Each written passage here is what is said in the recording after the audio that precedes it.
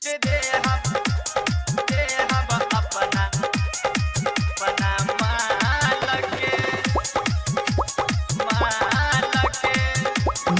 Recording studio गढ़िया। कब से हम रखले बानी तोहफा देखो निकाल के, कब से हम रखले बानी तोहफा देखो निकाल के।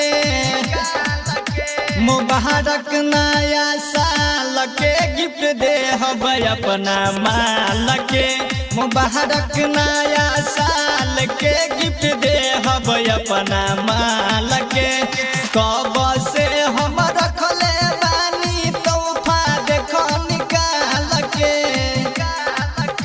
मुबारक नया साल के गिफ्ट दे हब अपना माल के। मुबारक नया साल के गिफ्ट दे हब अपना माल के।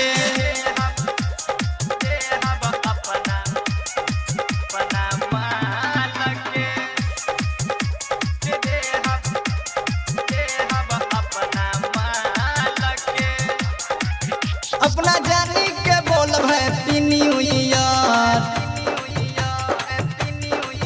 देखो सरसों फुलाइल बा पियर पियर। अपना जानी के बोलब हैप्पी न्यू ईयर। देखो सरसों फुलाइल बा पियर पियर। मिले यही चुमली हती उनका गोरे गोरे गाल के। मुबारक नया साल के गिफ्ट दे हब अपना माल के।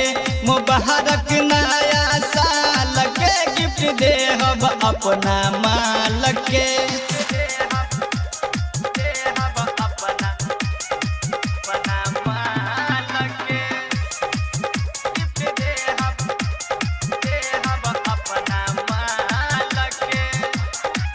नया साल मनती संतोष विराज के साथ। का कोही रे भाई मीठी मीठी बात। नया साल मनती संतोष विराज के साथ। का कोही रे भाई मीठी मीठी बात। मिलब कोई से मिथुन रमीला पहिला मिलन ह काल के। मुबारक नया साल के गिफ्ट दे हब अपना माल के।